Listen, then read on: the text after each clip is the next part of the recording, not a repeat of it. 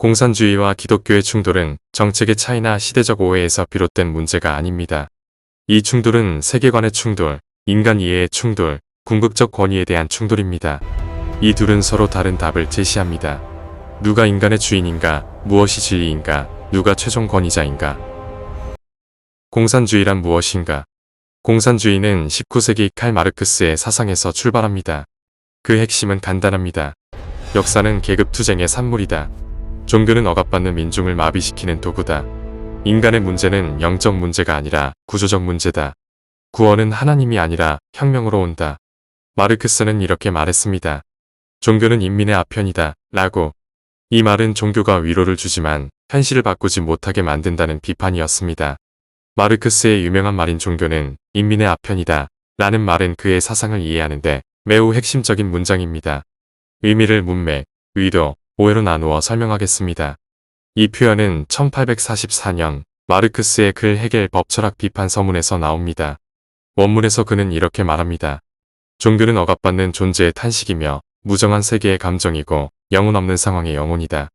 종교는 인민의 아편이다. 즉, 마르크스는 종교를 단순히 조롱하거나 비웃기 위해 이 말을 한 것이 아닙니다. 오늘날 아편은 마약의 부정적 이미지가 강하지만 19세기 유럽에서 아편은 다음과 같은 의미를 가졌습니다. 고통을 완화하는 진통제, 일시적인 위안, 현실의 고통을 잊게 하는 약. 마르크스가 말한 아편은 고통의 원인을 제거하지는 않지만 고통을 느끼지 않게 만드는 것을 의미합니다. 종교는 왜 생겨났는가에 대한 질문에 마르크스의 논지는 이것입니다. 인간이 고통스럽기 때문에 빈곤, 착취, 불평등, 억압이 존재하는 현실 속에서 종교는 위로와 희망을 제공한다고 보았습니다. 마르크스의 관점에서 종교는 고통의 원인을 바꾸지 못하게 만드는 것입니다. 마르크스는 종교는 제거되어야 한다고 결론을 내립니다. 마르크스에게 종교는 인간 해방의 장애물이었습니다. 종교를 없애야 진짜 현실을 직시할 수 있고 혁명을 통해 구조를 바꿔야 인간이 자유로워진다고 했습니다. 따라서 그의 무신론은 단순한 철학적 불신이 아니라 혁명 전략의 일부였습니다. 반면에 기독교는 전혀 다른 주장을 합니다. 종교는 인간이 만든 환상이 아니라 하나님이 인간에게 다가오신 계시다. 고난을 덮어두는 것이 아니라 고난의 의미와 극복을 제시한다. 변화는 혁명보다 먼저 인간의 마음과 양심에서 시작된다. 마르크스는 종교를 결과로만 보고 원인을 보지 못했다고 기독교는 말합니다. 기독교는 전혀 다른 전제에서 출발합니다. 인간은 하나님의 형상대로 창조되었다.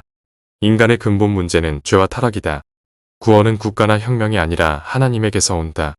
진리는 권력이 아니라 계시에서 온다.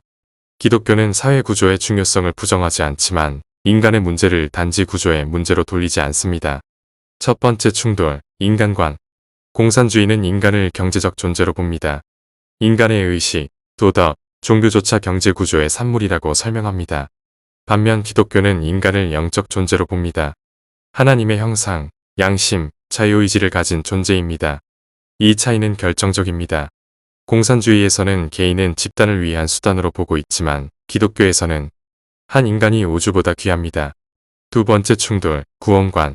공산주의의 구원은 역사 안에서 이루어집니다. 계급이 사라지고 사유재산이 철폐되면 이상사회가 도래한다고 말합니다. 기독교의 구원은 하나님과의 관계 회복에서 시작됩니다. 사회 정의는 중요하지만 그것은 구원의 결과이지 구원 자체는 아닙니다. 공산주의는 천국을 땅 위에 세우려 했고 기독교는 완전한 천국은 인간이 만들 수 없다고 말합니다.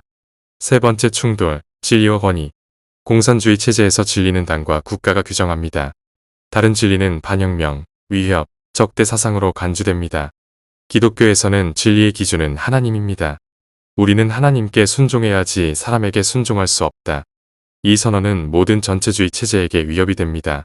네 번째 충돌, 국가 이해. 공산주의 국가는 최종 권위를 스스로에게 둡니다.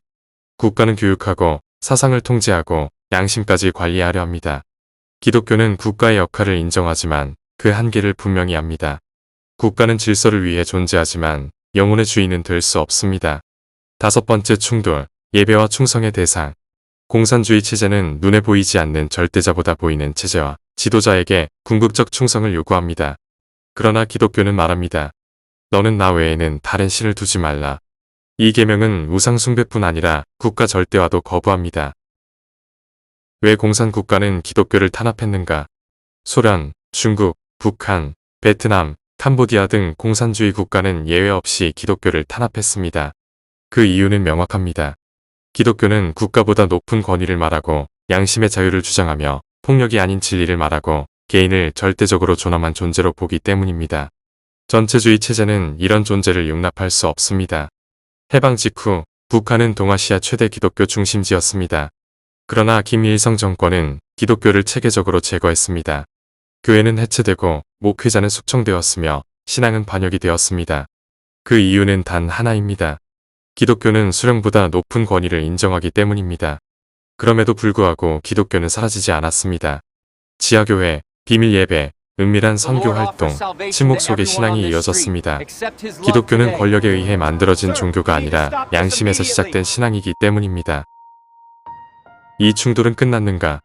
오늘날 공산주의 체제가 약화된 곳에서도 이 충돌은 계속됩니다. 국가가 진리를 규정하려 할 때, 이념이 신앙을 대체하려 할 때 기독교는 다시 충돌합니다. 기독교는 이런 주장을 합니다.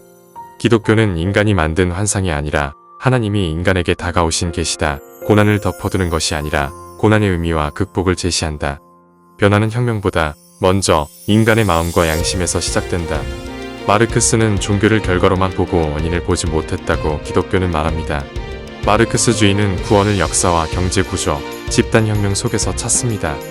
기독교는 구원을 예수 그리스도와 그분의 은혜, 그리고 변화된 마음에서 찾고 그 결과로 사회가 변화된다고 봅니다.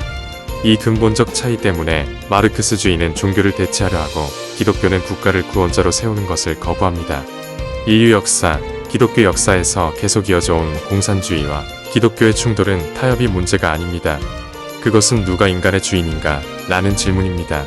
국가인가? 이념인가? 아니면 하나님인가? 기독교는 어떤 체제도 궁극적 구원이 될 수 없다고 말합니다. 이 때문에 기독교는 언제나 전체주의 권력에게 불편한 존재였습니다. 그리고 바로 그 이유로 기독교는 자유와 양심의 마지막 보루로 남아왔습니다. 기독교는 자유와 양심의 마지막 보루입니다.